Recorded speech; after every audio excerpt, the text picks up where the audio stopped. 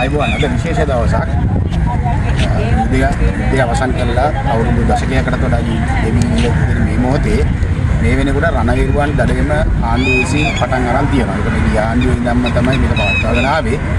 රනිල් වික්‍රමසිංහ ආණ්ඩුවේ ඉඳන් 2015 යහපාලන ආණ්ඩුවේ 31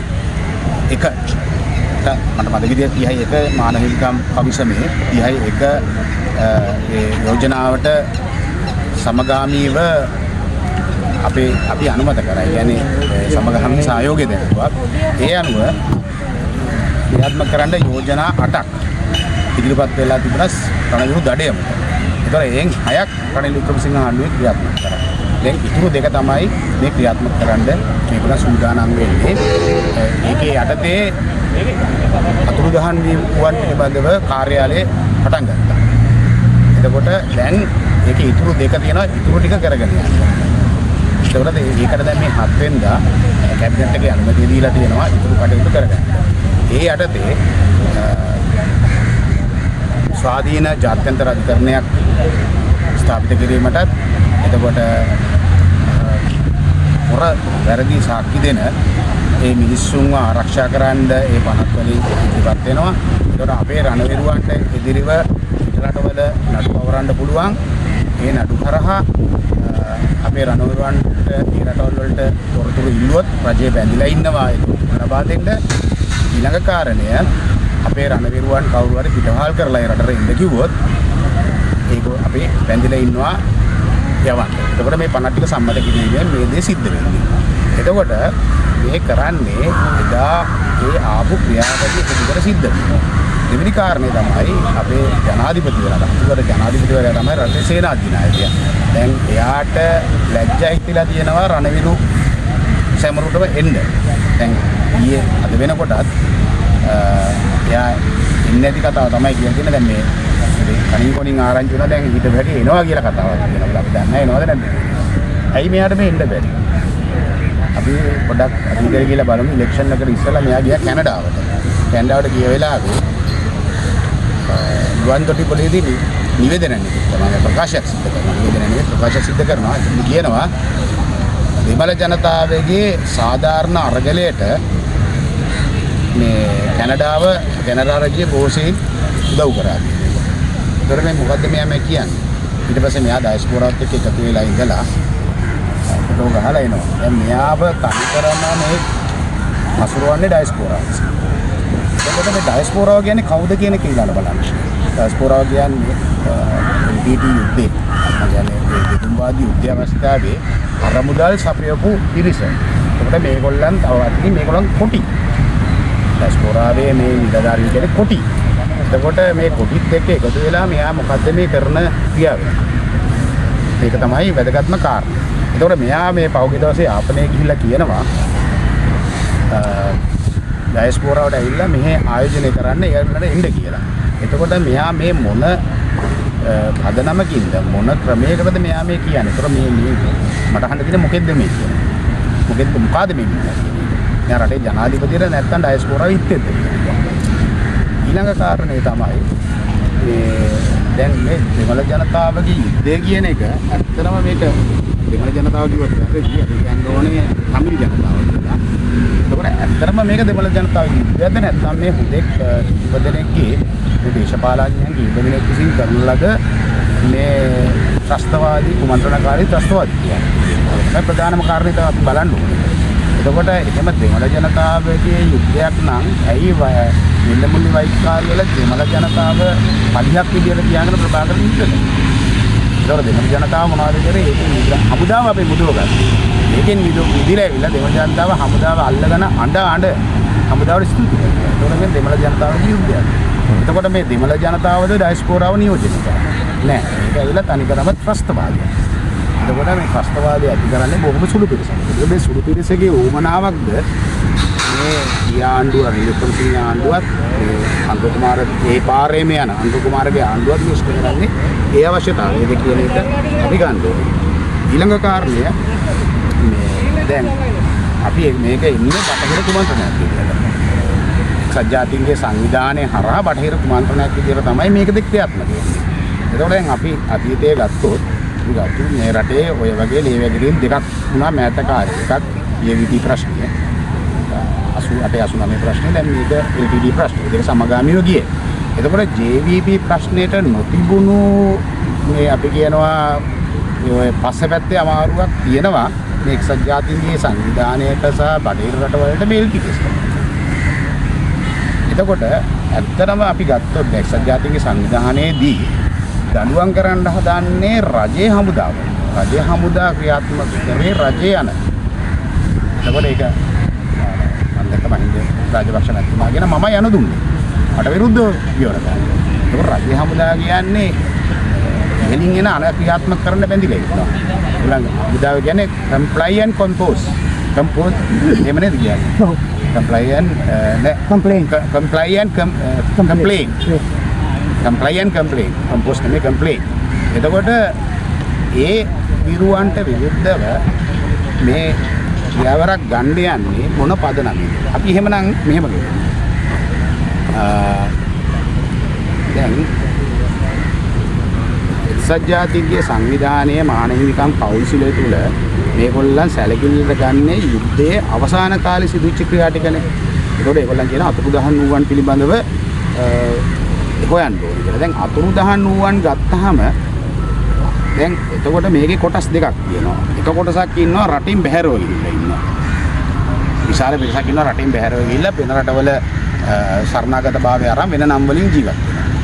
තව කොටසක් ඉන්නවා දැන් උච්චර දැන් එක්සත් ජාතීන්ගේ මානව හිමිකම් කවුන්සිලයටත් යුනෙස්කෝවටත් කිසිම අමාරුවක් ඇඟේ අමාරුවක් තිබෙන්නේ නැහැ මේ ළමා සොල්දාදුවෝ ඇවිල්ලා මේ ළමා සොල්දාදුවෝ බලෙන් බලහත්කාරයෙන් අරන් ගිහිල්ලා ඒගොල්ලන්ව පාවිච්චි කරලා ඒගොල්ලෝ යුද්ධේ මැරෙනකොට ඒ කතා කරමු නැති කට්ටියට මේ අතුරුදහන් වූවන් පිළිබඳව පුදුම ප්‍රශ්නයක් තියෙනවා. එතකොට ඇත්තටම මේ පිරිස අතුරුදහන් වුණාද? ඒතර මේ අතුරුදහන් වූවන්ගේ මේ ලිස්ට් එක ඇතුලේ මේ ළමා සොල්දාදුවොත් ඇතුළත්ද? එතකොට මේ රටින් බැහැරව ගිහිල්ලා පිට රටවල දැන් හොඳ ජීවිත ගත කරමින් ඩයස්පෝරාවට සම්බන්ධ වෙලා ඉන්න පිරිසගේ නමුත් මේ ලිස්ට් ඇතුලේ ඇවිල්ලා තියෙනවා. මේව හොයලා බැලුවොත් හොයාගන්න පුළුවන්. එතකොට මේ බොරු මවන බොරුවක් අස්සේ මේ අලුතෙන් ගේන පනත හරහා බොරු සාක්ෂි මවන මේ සාක්ෂිකරුවන් ආරක්ෂා කරන්නත් මේ පන දෙන්නේ.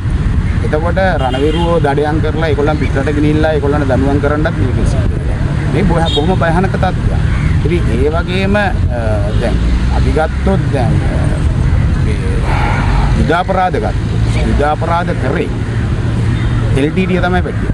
ඇයි අපේ දැන් බස් වලට බෝම්බ තිබ්බා ගම්බාන්ට වලට පැනලා මිනිස්සු මැරුවා කොයිතරම් අපරාධ කරාද? එතකොට දැන් මේ එක්සත් ජාතීන්ගේ සංවිධානයේ දෙබිඩි පිළිවෙතක් තියෙනවනේ ඒගොල්ලන්ගේ. දැන් රජයේ හමුදාවලට ඉදිරිව යනවා ත්‍රස්තවාදීන්ට කිසිම ප්‍රශ්නයක් නැහැ. ඊළඟට අපි බලන්න ඕනේ දැන් ඒගොල්ලන්ට ඔක අතහොද ගන්න පුළුවන් නෑ අපි ඉන්නේ රජයන් එක්කනේ අපි ගිවිසුම් වල ඉන්නේ.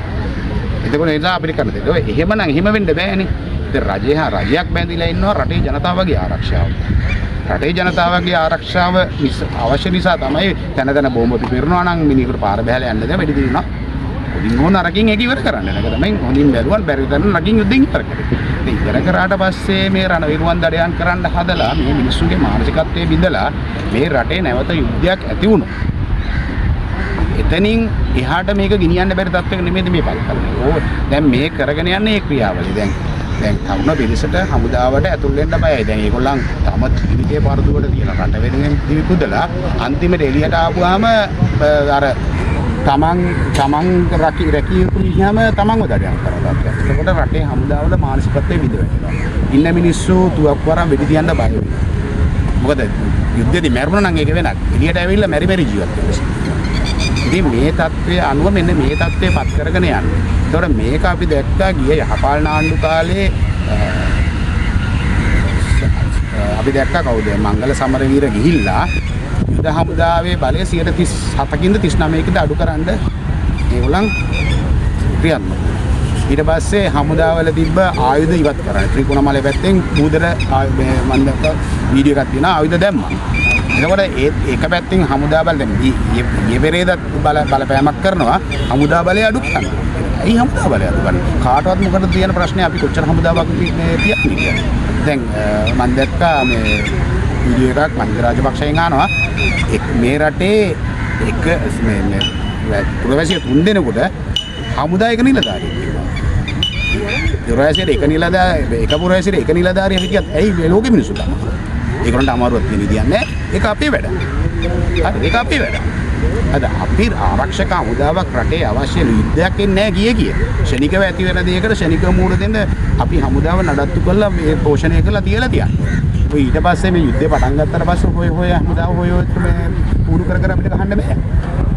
ඉතින් මේ කාරණා නිසා මේවට කොන්ද පණ ඇතුව කතා කරන නායකයෝ මේ රටේ බිහි වෙලා නැහැ. හරිද? කොන්ද පණ නැති අමනයෝ තමයි මේ රටේ නායකත්වය කරන්නේ. දැන් ඉන්නේ ඊටවත් රාවෙ. අමනම බටහිර ගැති පරණායක. එතකොට මම ඊළඟ ප්‍රශ්නේ එක්සත් ජාතික සංවිධානයේ විදියට එක්සත් ජාතීන්ගේ සංවිධානයේ සහ ලෝකයේ නීතියේ ඔය ජාති ආධාරණ මේ උසාවියකදීත් දෙපැත්තක බලනවා. දැන් මෙතන දෙපැත්ත බැලීමක් නැහැනේ. එතකොට මේක ගත්තොත් LTTE එකේ අපරාධ කරන්න අරමුදල් සපුරපු ඩයස්පෝරාවත් වර්ධිකාරයෙක් වෙනවා. එතකොට දැන් ප්‍රභාකරන් නැත්නම් ඊළඟට ඉන්න කෙනා චුතිතයක්. දැන් ඒගොල්ලන් ගැන හොයන්නේ නැහැ. ඒගොල්ලන් ගැන කතා කරන්නේ නැහැ. ඒතර ඒගොල්ලන් කරපු අපරාධ එක්සත් ජාතීන්ගේ සංවිධානයෙන් ඒවා නිශ්චයකටපත් කරන්නේ නැහැනේ. ඒගොල්ලන්ට අත හොද ගන්න පුළුවන් මං ඉස්සෙල්ලා කිව්වා වගේ. ඒකට අපිට නීති නැහැ. නීති නැත්නම් නීති සම්පාදනය කරන්න. නීති සම්පාදනය කරලා දෙපැත්ත විනිශ්චය කරන්න. එහෙමයි සාධාරණ කරන්නේ. හරිද? ඊළඟ කාරණේ තමයි මේ අද මේ රටේ මේ LTTE හරි මේ බෙදුම්වාදී ප්‍රශ්නය ඇති වෙන්න මුල කොතනද කියලා. ඒ කතාවට අපි යන්න ඕනේ ඉතිහාසයට. ඉතිහාසයේ ගිහිල්ලා හොයාගෙන ඉන්න ඕනේ මේක ඇති වෙන්න හේතු මොකක්ද. මොකද ඉතිහාසයේ කතාව ගත්තොත් මේ ඕනෙම මම මේ සමගම ඕනෙම ආචාර්ය මහාචාර්ය ඉතිහාසඥයෙක් දෙමළ සිංහල ඉංග්‍රීසි ඕනෙම අභියෝග කරන්න පුළුවන් නම් මේ අභියෝගේ බාර ගන්න. අපි මේ කියන කතාවලට වැරදි බොරු කියලා ඔප්පු කරන්න මම මේ අභියෝගය පුළුවන් නම් බාර කරන් එන්න අපිත් එක්ක විවාදයකට අපි විවාදයට සූදානම්. මේ රටේ 1505 වෙනකම් සිංහලයා සහ වැද්දෝ ඇරෙන්න කිසිම ජන කණ්ඩායමක් කිසියේ නැහැ කියලා වාර්තාවල සඳහන්. පුරාවිද්‍යා සාධක ගත්තත් ඒ දේ තමයි. එතකොට එහෙම නොහිතපු ජන කණ්ඩායමක් මේ රටට ගෙනාවේ බටහිර. පෘතුගීසින්ගෙන් පටන් අරන් ලන්දේසි ඉංග්‍රීසි. ඒතකොට මේ රටේ ඔය දෙමළ ජනතාව පදිංචි කෙරෙව්වේ ඉංග්‍රීසියෙන්. ඒතර පදිංචි කළා දැන්ට අවුරුදු 200ක්වත් කාලයක් නැහැ. හැබැයි ඊට පෙර කෙනෙකුට තර්කයක් ගේනව නැහැ. ඉතින් ඉස්සෙල්ලා පෘතුගීසින් ගෙනාව ලන්දේසින් ගෙනාව කට්ටිය එන්නේ. ඔව් හිටියා. බොහොම සුළු පිරිසක්. අතොලස්සක පිරිසක් හිටියා. ඉඩම් ලබාගෙන ඒ ඉංග්‍රීසි මේ ලන්දේසින්ට මේ කත්තා දෙලා ඒගොල්ලන්ගෙන් ඉඩම් ලබාගත්ත හිටපු පිරිසක්. එනේ ඒගොල්ලන් තමයි ප්‍රභූ පවුල. පොන්නම්බලම් පවුල ඔය පවුල් කීපයක් ඉන්නවා. ඒ ඇරෙන්න මෙහි රටේ දෙමළ ජනතාවක් පදිංචි වෙලා හිටියේ නැහැ. පදිංචි කරලා හිටියේ පදිංචි කරේ ඉංග්‍රීසි. එතකොට ඒ ඉංග්‍රීසියෙන් උනත් ඉංග්‍රීසි ආණ්ඩුව නීති විරෝධී ආණ්ඩුවක් මේ රටේ. දිවසුම කඩ කරලා නීති විරෝධී ආණ්ඩුවක් තමයි දෙමළ ජනතාව මේ රටේ ගෙනලා පදිංචි කරේ. එතකොට ඒ නීති විරෝධී ආණ්ඩුව පදිංචි කරපු දෙමළ ජනතාව අදටත් මේ රටේ නීති විරෝධී වෙන්නේ අදටත් පදින්නේ ඉංග්‍රීසියෙන් පත් කළ ගිය ආණ්ඩුවක්. එහෙම නැතුව අපිට අවස්ථාවක් දුන්නේ නැහනේ. අපිට කැමති ආණ්ඩුවක් තෝරගන්න කියලා. බලහත්කාරයෙන් පටවලා ගිය ආණ්ඩුවක් දැන් බලහත්කාරයෙන් අපිට විරුද්ධව ක්‍රියාත්මක වෙනවා. ඒතර ඒ ආණ්ඩුව විසින් තමයි මේ රණවිරුවන් අද මර්ධනයට පටන් ගන්නේ.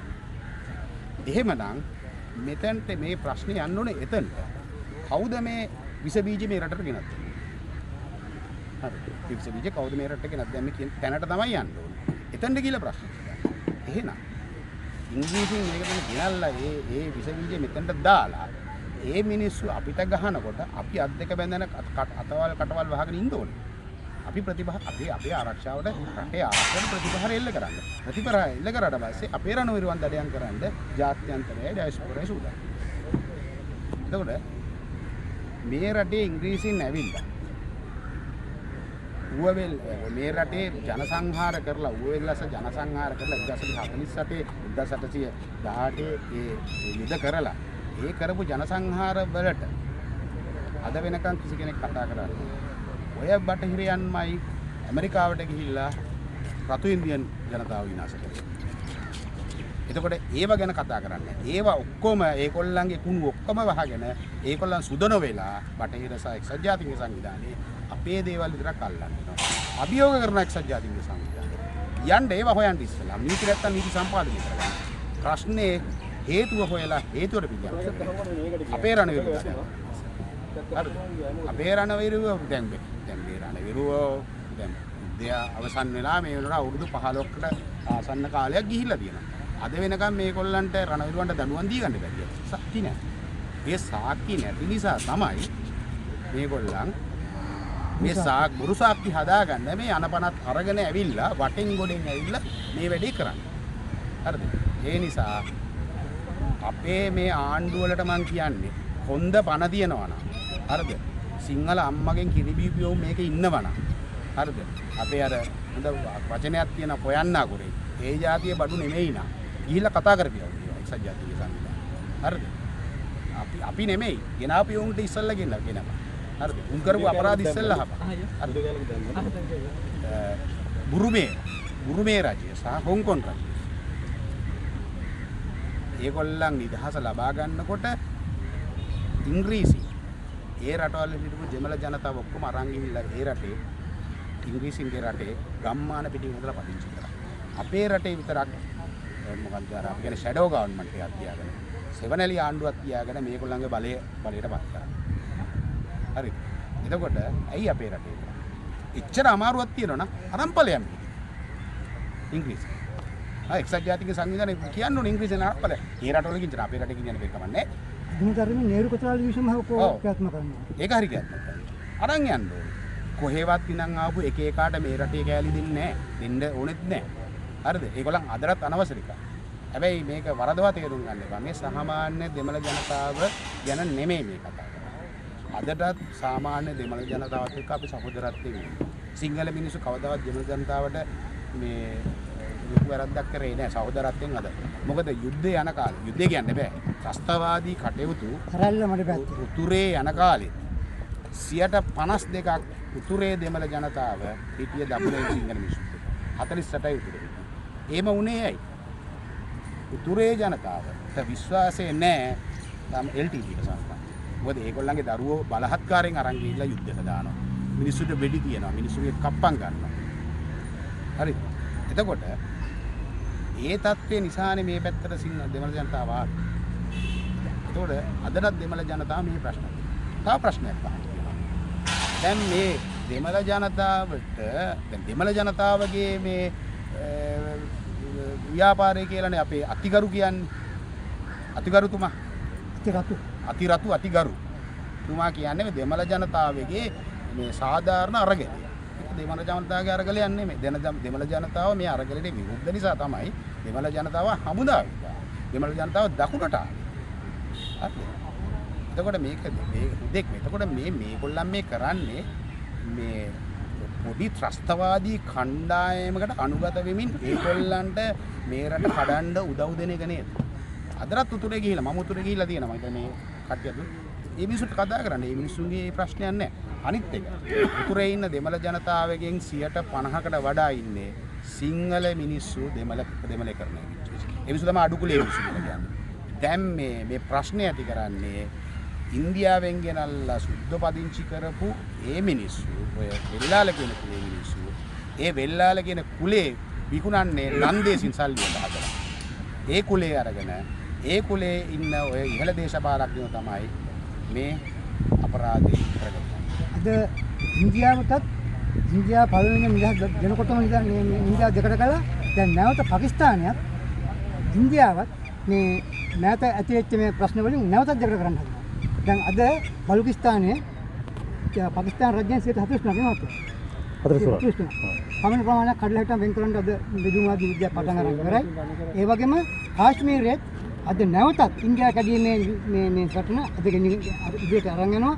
මේක අපේ විතරයි කරන්න බැරි වුණේ. අපිටත් අවුරුදු 30ක් තිස්සේ මේක අපි කරන්න මේක උත්සාහ කළා. අපි බෙල්ල කැපිලා කුඩුහමින් තමයි එලිලා හිටනමුත් අපි ඒක මේ කණවිරුවන්ගේ විරෝධාර කණවිරුවන්ගේ ලේදහඩිය කඳුළු මතින් අපි නැවත වරක් මේ 2500 උරුමය අපි රැකලා දුන්නා. ඒ නිසා අපි මෙතෙන්ට ආවේ මේ කලුන් දක්වන්න. ඉතින් ඒක නිසා මේක ගෙනියන්නේ මේ සුළු පිටසක්. සුළු පිරිසක් තමයි මේ වැඩේ මේ කරන්නේ. දැන් මම කියලා කිව්වා වගේ. එතකොට මේ සුළු පිරිසට අනුගත වීම යම් කිසි ක්ලාබ් ප්‍රොපෝසල් එකක් මේ රට පාවා දෙන එක තමයි මේ ආණ්ඩුවත් තිබ්බ යහපාලන ආණ්ඩුව සහ රනිල් වික්‍රමසිංහගේ ආණ්ඩුව හැම වෙලාවෙම ක්‍රියාත්මක. පාවා දෙන ක්‍රියාවලිය. ඉතින් ඒ නිසා මේ මම කියන්නේ අපි ඒගොල්ලන්ට එන්න කිව්වෙත් නෑ මේ ඉන්න කිව්වෙත් නෑ මේ රටේ නීතියට අනුගත වෙලා ඉන්න බැරි නම් කරුණාකරලා යන්න. කරුණාකරලා යන්න බලන්න. නමුත් අපි මනුෂ්‍යත්වේ නාමයෙන් අපි පිළිගන්න ඕන කෙනෙකුට මේ රටේ මිනිස්සෙක් වගේ ජීවත් වෙන්න පුළුවන්. නමුත් රටේ සාමාන්‍ය නීතියට අනුගත වෙලා ඇදිලි බිඳිලි බෑ. ඒ වගේම අපේ ආණ්ඩුවට කියන කොන්ද බණ ඇත්නම් එක එකාට ගිහලා සමානුග්‍රහය දක්වන්න බෑ. විදි පෙරේරත් ඊයේ පෙරේදා ගිහිල්ලා ඔය පණ ටික ක්‍රියාත්මක කරනවා කියලා එක වෙලාව ඊයේ පෙරේදා මේ අන්තිමට තිබ්බ මේක. මුන්ට කොන්ද බණ නැද්ද? අහන්නේ කොන්ද බණ නැද්ද බෝ? කතා කරපියව රට වෙන්නේ. ගිහලා එක එකාට දෙකට නැමෙන්නේ. ඒ නිසා කියන්නේ අපේ රටේ රණුවරුව බිලි දෙන්න අපි ඉඩ දෙන්නේ නැහැ. මරාන මැරෙනවා. හරිද? මරාන මැරෙනවා. ඉඩ දෙන්නේ නැහැ. ඒ වගේම රණුවරුවන්ටත් කියන්නේ. අපි විශ්වාස කරලා අපිත් එක්ක ඉන්න. අපි ඕගොල්ලන්ගෙන සටන් කරනවා. අපි කවදා හරි දවසක අපි ගොඩනගනවා මේ රටට හිත ඇති මේ අපේ ජාතියට, අපේ ශාසනයට, අපේ භූමියට සංස්කෘතිය හිත ඇති අපි ආණ්ඩුවක් ගොඩනගන රාජ්‍යයක් ගොඩනගනවා කියන මේ වෙලාවට